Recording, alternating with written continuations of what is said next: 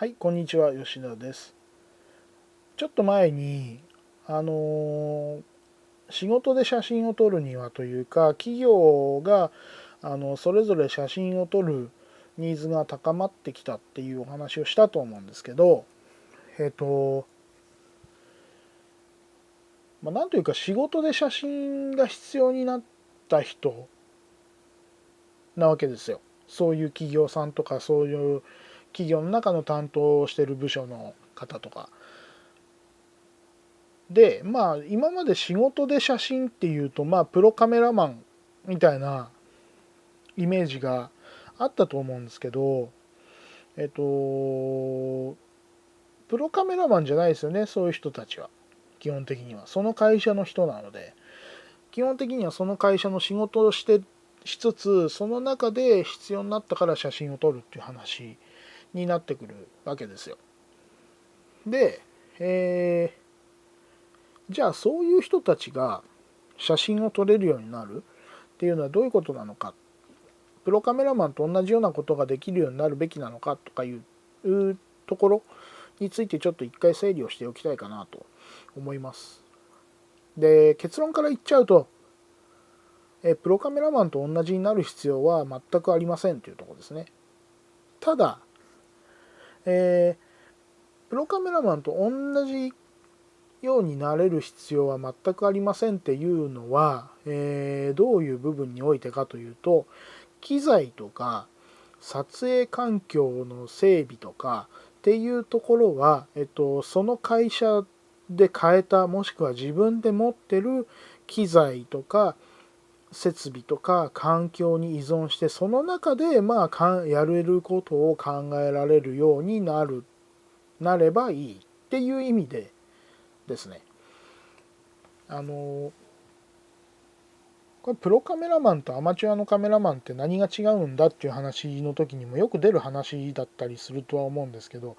大雑把に言うと仕事でやってるっていうのと、趣味でやってるっていうのって何が違うんですかっていう話をすると、ホームランが打てるかどうかと、ホームランが打てるかどうかっていうのはその時々な部分もあったりもしますけど、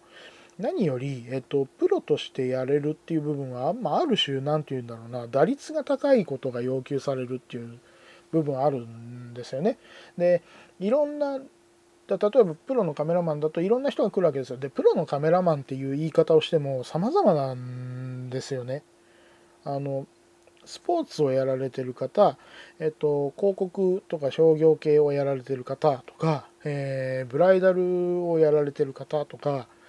で、ただ結構知り合った人づてで、仕事というか相談を受けたりとかもするんで、割と違うジャンルのところにも行ったりもするんですけど、でも割と、やってることが、どっちかっていうと割とこういうのが多いですっていうのでいろいろ分かれたりとかしがちなんですよね。プロのカメラマンに出会ったイコール、自分の撮りたい、撮ってほしい写真の撮り方が完璧に分かってるとか、そのカメラマンがそういうものを撮れる設備を常に用意してるかっていうと、またそれとは違う話で、案外、そういうのをやるんだったらちょっと機材借りてくるからちょっと待っててみたいなこともあり得るわけですよ。というようなことを考えると、実は結構企業そのものでも、何をやってる会社かによってどういう写真が必要かっていうのも変わるし、それによってどういう機材を持っておくかとか、どういう撮影を練習しておくかみたいなのもある程度変わっちゃったりするんですよね。はい。というところを、踏まえていただけるといいのかなと思います。で、じゃあ PR するときに各企業が最低限自社の PR をするための写真を揃えようと思ったときにどういうのが考えられるかっていうと、例えば一番写真、なんというかどういうところがいいんですかね。例えば飲食店さんだったら、自分のたちのお店で出してる料理を美味しく見せたいじゃないですか。美味しそうに見せたいじゃないですか。でそれこそ今はUberEats とか結構デリバリー系のサービスもあるので、だから写真で美味しそうに見せてあげる必要はありますよねっていう風になってくると、フードが取れるようにっていうところがあると。でフードの美味しい、美味しそうな見せ方ってこんな感じですよみたいなのを勉強するっていうことになったりとかすると。であとは物を売ってる会社だったらその物をある程度きれいに取れなきゃいけないですよねみたいな話になってきて、ある程度白バッグで取れるようになりましょうとか、ライトを一応その暗いとこ部屋の照明地明かりだけで撮るんじゃなくてライトを使って、明るくしてあげましょうとか、そういう話が出てくるわけですね。で、うん、あとはまあ何ですか、例えば研修とかコンサルみたいなことをやってる会社さんだったら、研修シーンを撮らなきゃいけないので、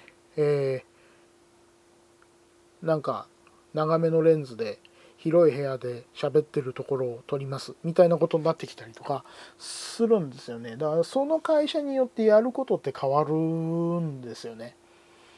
というわけでですね、その辺を、認識しておいていただけるといいのかなと。自分が何をやろうとしてるのっていうのと、そこに対してどういう機材が適切なのっていうのと、そういう環境である程度安定的に取っていくにはどうしたらいいのっていう部分。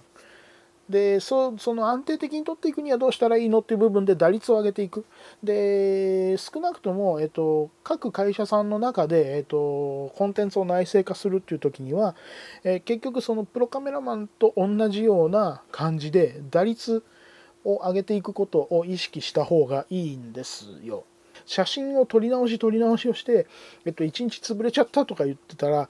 もっと早くしろよって、例えば上司とか社長は思いますよね。っていうようなこともあるので、ある程度、形式的に、これこうして、これをここに置いて、こうやって撮れば、まあ、こうやって綺麗に撮れるな、みたいなのは、ある程度組み立てができてあると、すごくいいんじゃないかなっていう気がしますね。うん。だからそういう意味でね、ライティングも、ストロボよりも LED の定常光を勧めてるのは、そういう理由があります。定常光の方が暗いので、何とも言えない部分はあるんですけど、ただ、例えば Amazon の商品ページのね、白い背景に物が置いてあってみたいな感じのやつであれば、まあ、ぶっちゃけ定常光であっても、まあ、綺麗には撮れるんですよ。でストロボである必要がない。でストロボでのメリットって何かって言ったら、まあ光量が大きいこと、比較的大きくできることと、もう一つは複数配置した時にそのバランス、光らせる時の光量を変えられること、この2つが単純にライトとしてはメリットなんですよね。でその置き方を変えて、あと光らせる時のその光の拡散のさせ方を変えて光の雰囲気を変えるっていうことをやるわけですよ。例えばそれはプロフォトとかが、ライトシェイピングみたいなことを言ってますけど、要するにそういうことですね。でそういうことをやっていく。でその光の質を変えて、光の量を変えて、見せ方をコントロールするみたいなのがストロボはやりやすい。定常光はちょっとやりにくい部分が出てくる。でかつ安いものになれば、まあ、光量は必然的に落ちるので、やりにくさの方が目立ってくるっていう部分が出てきちゃいますと、いうようなところですね。はい。で結構ね LED を持っとくといいんじゃないかなと思うのは、やっぱり最近よくあるのは YouTube。YouTube である必要はないんですけど、要するに動画コンテンツも説明で撮っておこうみたいな時に LED ライトの場合は、使えるんですよね。だそういうのもあるので、だどっちかというよりか、まあ普通の方とか普通の企業、普通の方であれば、まあ LED ライトをおすすめするんじゃないかな、おすすめした方がいいんじゃないかなっていう感じです。でそうだ、ストロボは一つ言い忘れてます。一番大事なところを言い忘れてますけど、ストロボは一瞬しか光らないわけですよ、フラッシュって。一瞬しか光らないので、光った様子は撮影結果を見ながら確認するっていうことになるんですね。でその前に影の出方みたいなものはモデリングランプをつければ、普通の純正のクリップオンだとダメですけど、ストロボ専門メーカーのストロボであればモデリングランプを使って、影の出方を確認しながらやるっていうことができますけど、ストロボの場合はその正規の光量で光らせた時の様子っていうのは撮ってみないとわからないっていう部分が、どうしても出てしまうので、それを考えると最初からその光らせた状態を見てられる定常光の方が普通の人はまずライティングが楽なんじゃないかなというところですね。なので LED ライトをおすすめしますね。で最近はもう結構ねホワイトバランスを変えられるライトもたくさんあるので、多少ね、暖色系の照明を使ってるようなお部屋でも合わせられるっていうのもあるので、使い勝手はいいんじゃないかなと、普通の人にとってみれば、でそれで動画でも使えますしというところですね。今今回実はちょっとこの再開後からちょっとライティング変わってると思うんですけど、これ今何をやってるかというとですね、今これカメラのカメラにつけてる L 字ブラケットの、コールドシューのところにちっちゃい LED ライトをつけてるんですよ。これ結構明るくてですね、これレンズ見てるんですけど、レンズ見てるのがちょっと眩しいぐらいに、結構明るいんで、こんなんでもいいかなと。ちっちゃいライトですよ。結構ちっちゃいライト。ちょっと今度お見せしますが。はい。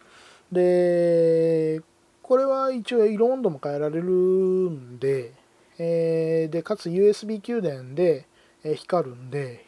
手軽ですね。だそういうようなライトを1つとか2つとか持っとくと、便利かなとは思いますね。各企業の中で写真を撮る時にも結局その仕事で撮る以上は打率、安定して結果が出せる、安定して同じような写真が撮れるような環境とか設備を準備するのが大事だよと。でそれを適切に使えるような技術、使い方を覚えるっていうことをまずやっていただくのが大事だよっていうようなお話でした。はい。というわけで、いろいろね、お話はしたものの、ちょっと定常光とストロボについてはまた別の